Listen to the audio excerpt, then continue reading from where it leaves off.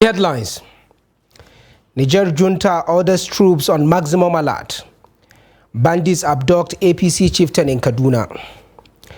31 victims discharged after Abuja building collapse. And away from Nigeria, Zimbabwe's President Mnangagwa wins second term. Opposition rejects result. Hello and welcome to Trust News Update. I am Abdurrahman Omar. Thanks for joining.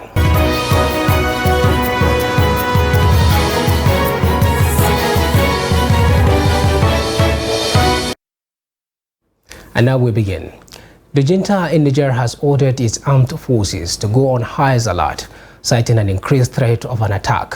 According to an internally document issued by its defense chief on Friday, that a security source in the country was confirmed was authentic. The document, which was shared widely online on Saturday, said the order to be on maximum alert will allow forces to respond adequately in case of any attack and avoid a general surprise. The main West African bloc ECOWAS has been trying to negotiate with the leaders of the July 26 coup, but has said it is ready to deploy troops to restore constitutional order if diplomatic efforts fail. On Friday, the bloc downplayed this threat and said it was determined to bend backwards to accommodate diplomatic efforts.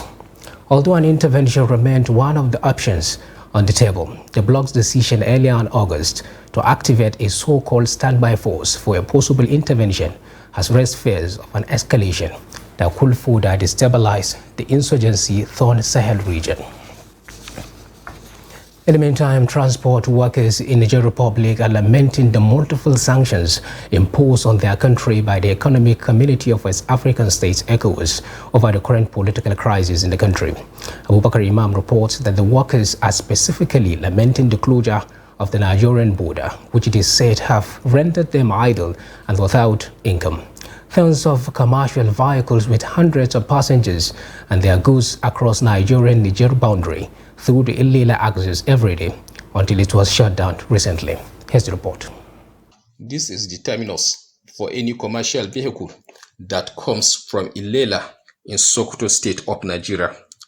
Trust TV could not ascertain the legality of the park, but according to the locals, it is one of the major parks in Koni local government area of Tawa State in Niger Republic. According to them, the park used to receive tens of commercial vehicles daily who either take off or come from Nigeria. Many locals depend on this park to care for their families, either as loaders, hawkers, or petty traders. But the sanctions imposed on their country by the Nigerian government, particularly the border closure, have forced many of them out of the jobs. As you can see, that was the only vehicle at the park, which has just arrived from Ilela. We can spot from here some sacks containing some goods being offloaded from the vehicle. We wanted to take a closer shot of the vehicle and even interview the driver, but we were advised by our fixer that such action could be dangerous. So we have no option than to take it from a distance. Rabi Musa, who is fondly called OC by his colleagues, described their plight as pathetic and appealed for a quick and peaceful resolution of the impasse so that they could all go back to their jobs. The closure of our border by the Nigerian government is hitting hard on us. We are just struggling to survive. Before, over 20 vehicles take off from here to Nigeria every day, but we hardly dispatch 5 now because of the border closure. This is seriously affecting us because this is where we eat, drink, and even provide for our families. We want the problem resolved in earnest. We can't continue this way. However, the chairman of Commercial Motorcycle Association in Konni, Niger Republic, Sanusi Ahmad, says only God can separate them from the people of Nigeria because there's a strong relationship bond between them. Najeriya da koyo shi ina cikin ta. To a ini ma ina iya shigan nan biyu uku No amount of military operatives at the border will prevent the people of the two countries from visiting one another because of our strong bonds. Apart from being neighbors, we have marital relationship. We have sisters who are married in Nigeria, and there are Nigerians who are married here. And the two countries depend on one another for foods and other things. Additionally, our borders with Nigeria are porous. There are over 100 ways through which one can enter into Nigeria without being traced. I personally ride into the country at least 5 times a day. We are just like brothers from the same parents. Only God can separate us. Trucks fully loaded with different kinds of goods are seen stuck at the Ilela border post, causing scarcity and increase in prices of goods in some of our local markets. From Konni in Niger Republic, Abubakar Awal Imam reporting for Trust TV. Gunmen have kidnapped the organizing secretary of the All Progressives Congress APC in Kaduna State, Kawia Kassim. He was kidnapped from his village in Soba local government area at about 9 p.m. on Friday. As of press time, the kidnappers were yet to establish any contact with the family of the victim or the Kaduna State APC leadership. Meanwhile, the Kaduna State Governor Obasani has condemned the abduction of the APC official. The governor, in his short statement through his chief press secretary, Muhammad Shehu, directed security agencies to go after the kidnappers and ensure the safe return of the victim. The governor has stated his administration's commitment to safety of lives and property of all residents in the state, adding that part of the steps taken to achieve security in Kaduna was to employ 7,000 vigilantes to complement the efforts of conventional security agencies. In the meantime, the Jigawa State Police Command has foiled a kidnap attempt, arresting the suspected kidnapper and others accused of stealing and drug peddling in the state. This is contained in a statement issued to newsmen by the command's public relations officer, DSP Lawan Shisu Adam, in Duzi on Saturday. The statement said the armed men on their motorcycles numbering about 7 invaded Badungu village in Bamaina town and kidnapped 70-year-old Idina Gidoji and one Usman Ambaba, all from Badungu village of Kudu local government area, to an unknown destination. The statement said when the command received the information, a team of policemen in collaboration with Mbulala rushed to the scene and pursued the kidnappers into the bush. It said when the kidnappers discovered that police were pursuing them, they relinquished the 2 kidnapped victims and escaped to dodge arrest or be neutralized. The PPRO said those rescued have been reunited with their families in good health, while the police later arrested 4 in connection with the crime. The Plateau State Police Command on Saturday unsealed all the 17 local government secretariats for suspended chairmen and their councillors. The reinstated local government chairmen who were elected on the platform of the All Progressive Congress APC were suspended by Governor Kelly Mufwang for alleged misappropriation of funds, an allegation that the embattled chairman denied. Governor Mufwang had, following the suspension of the elected chairman, appointed new caretaker chairman to take charge of the secretariat, prompting the embattled chairman to drag the governor to court. A statement by the spokesperson of the State Police Command, DSP Alabo Alfred, said only the elected chairmen were allowed to enter the offices at the secretariat. The police, however, want criminals and mischief makers to desist from fomenting trouble in the state, as the command will not take it lightly with them, urging the peace-loving people of Plateau State to remain calm and carry out their lawful businesses without fear. Now, the Taraba State government has commenced the distribution of its palliative program with 3,000 bags of rice from the State Ministry of Agriculture. The state chairman of the Palliatives Committee, Saleh Saad, said the distribution is to test run ahead of the main program from the federal government. Also dispelled rumors that there was a fake palliative committee in the state before the commencement of the program. Report. In the early hours of Friday, 25th August 2023, residents in Jalingo, the Taraba state capital, started benefiting from the palliative program, which commenced with 3,000 bags of rice. According to the Taraba state chairman of the Palliatives Committee, Saleh Saad, said the pilot test by the government is to assess the performance of the committee with a view to addressing noticeable lapses for future success. A state committee comprising of about 19 to 20 people has about 8 to 9 standing committees in all the local governments to ensure transparency. It is this same committee that is being replicated to what level? 8 per ward. That same committee is being replicated up to the unit level to ensure fairness. The chairman maintained that the story published by some media organizations on the existence of a fake palliative committee is not true. There are different donor agencies that are giving out wonderful gestures onto the citizens of Taraba and Nigeria at large. There are Northeast Development Commission, there are NEMA, there is that of World Bank, and there is that of Taraba State Palliative Care Committee. So people should be able to differentiate the whole things.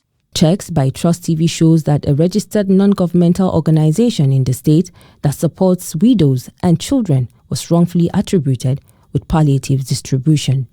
The issue of associating Hele Center Foundation in collaboration with TUE Capital with this vandalistic attitude, and we are not after it.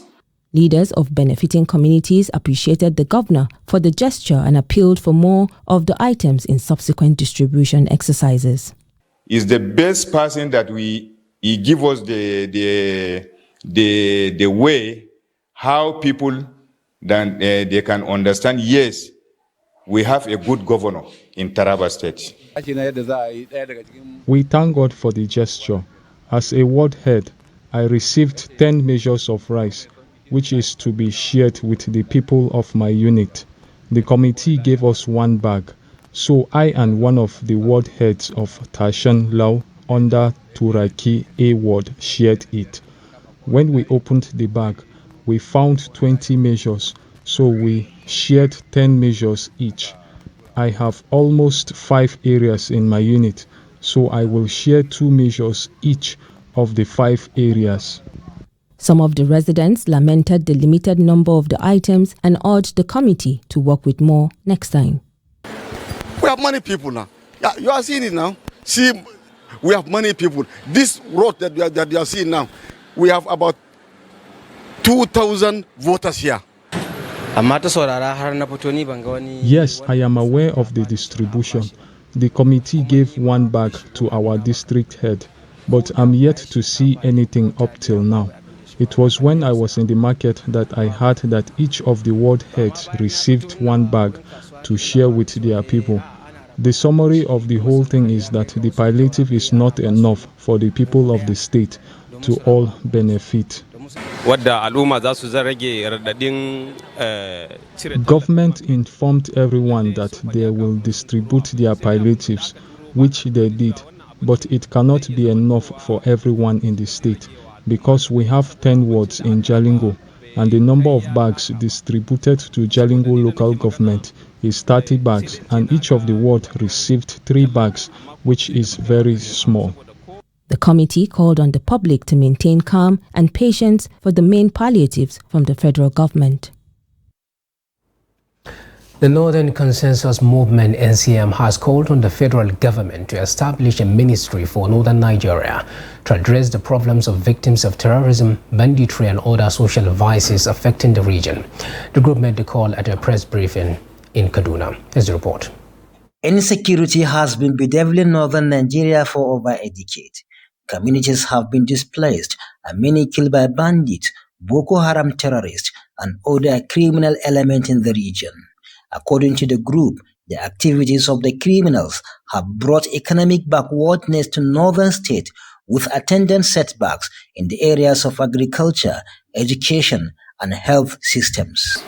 It has experienced total collapse of vibrant industrial sector, that is the north.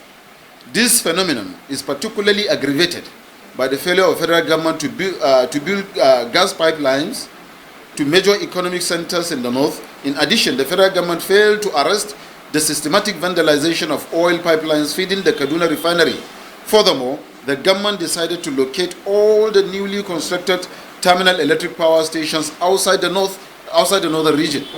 According to the group, the ministry, if created, will tackle infrastructural deficit and long-standing neglect in the region. The Northern Consensus Movement have critically evaluated the socio-economic challenges of the North.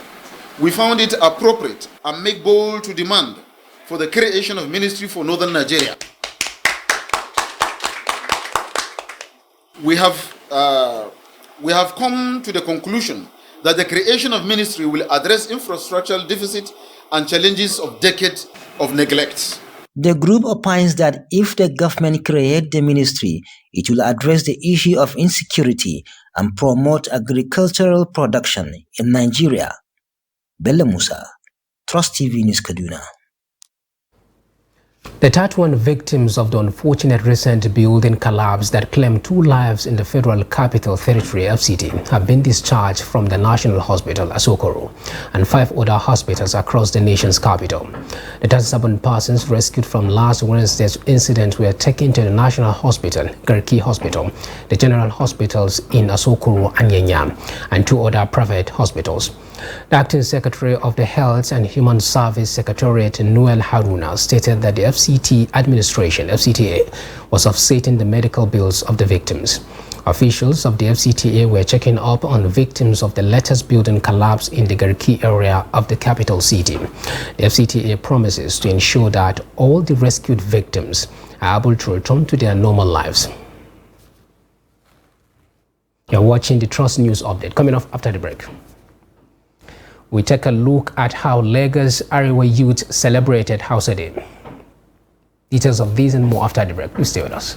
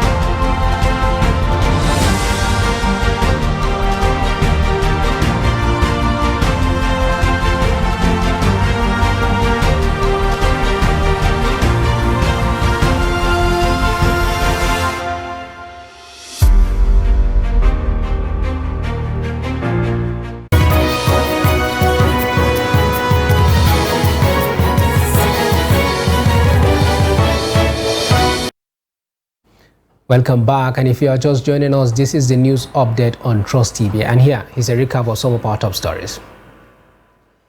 The Niger junta orders troops on maximum alert, and bandits abduct APC chieftain in Kaduna.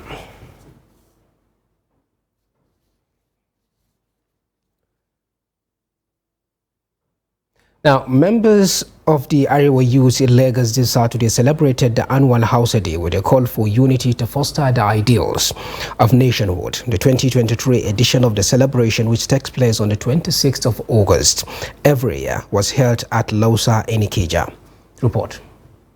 International Hausa Day is an annual event being celebrated every 26th day of August. This year, the youths gathered to mark the 3rd Layo anniversary in Alausa, Ikeja. Speaking to Trust TV, the chairman Muhammad Buba and chief mobilizer Hassan Sani Jagwa spoke on the imperatives of celebrating Hausa culture and tradition. The important thing is Arewa, we want to showcase the tradition and the culture of Arewa people, where to show the way the real and Hausa person and Arewa culture is. Arewa culture means peace, means love. We have to show love to our people. As you can see, I think this is the first celebration we are doing for the World Hausa Day in Lagos, especially Lagos Arewa Youth Organization. But by next year, we intend to have a collaboration with other northern organizations where we can have a synergy within the organization so that we can have a bigger World Hausa Day celebration. For others, the day affords them the opportunity to reflect on the need to foster unity and promote the ideals of their cultural heritage. After marking it, we also want to teach a lot of our youth that are outside northern Nigeria, that are living in Lagos, that are not really, so conversant with the culture. In terms of peace, usually all over the world, Hausa people they're peaceful people. Hausa people are peaceful people. We're not troublesome. The Arewa youth, however, urged Hausas all over the world not to forget who they are, especially their culture and tradition in terms of dressing, food, and other positives of the Hausa heritage. The federal government says it is working to ensure that all the refineries in the country are fixed in order to end importation of fuel as well as stop flaring gas in the country in the next few years. The Minister of State for Petroleum Resources, Henneke Lekpobere, disclosed this while speaking to journalists at LMA, shortly after inspecting the ongoing rehabilitation of the Port Harcourt refinery. Lekpobere reassured Nigerians that the Port Harcourt refinery will come on stream before the end of 2023 and will be producing between 54,000 barrels and 60,000 barrels per day. On his part, the Minister of State for Gas Resources, Perekpe Ekpo, said government is desperate to generate more gas that can boost power supply and also reduce the burden of fuel consumption. He assured the federal government's resolve to stop gas flaring. Objective is to ensure that in the next few years, Nigeria stops fuel importation. And that is why we're here, to see the extent of work done. And we're satisfied with what we have seen here. From what we have seen here, Port Harcourt will come on board by the end of the year. Warri will start by the first quarter of next year. And then Kaduna will come on stream towards the end of next year. If we add that together with Dangote Refinery, we'll be able to, stop fuel importation that is taking, substantial part of our forex. And Nigerians, can now have the benefit of having, the benefit of food deregulation. We know gas is very, very important and we have it in abundance. And so the issue is that of trying to gather the gas to generate power supply and other applications that you need gas in the country. And the government is very desperate about it, intentional, that we will be able to bring in foreign investors to invest in the gas. And of course, to try and stop gas flaring, in which case there is a policy to stop that, and they are complying with what we have received, the brief we have received today. There is hope for Nigeria that gas flaring will stop and gas generation will increase. And now on the international scene, Zimbabwe's President Emmerson Mnangagwa has won a second and final term in office in an outcome rejected by the opposition and questioned by observers. Mnangagwa, who took over from long-term leader Robert Mugabe after a 2017 army coup, was widely expected to secure re-election despite the country's continuing economic crisis, with analysts saying the contest was heavily skewed in favor of the ZANU-PF party, which has ruled the country since independence and the end of white minority rule in 1980. Mnangagwa won 52.6% of the vote compared with 44% for Nelson Chamisa, his main challenger, according to official results announced by the Zimbabwe Electoral Commission (ZEC) late on Saturday. The elections were marred by delays that fueled opposition accusations of rigging and voter suppression, but a small group of ruling party supporters celebrated. And with that, we have come to the end of the news update on Trust TV. Do not forget to follow us across all our media platforms and our YouTube live stream. I am Abdurrahman Umar. Thanks for watching and bye for now.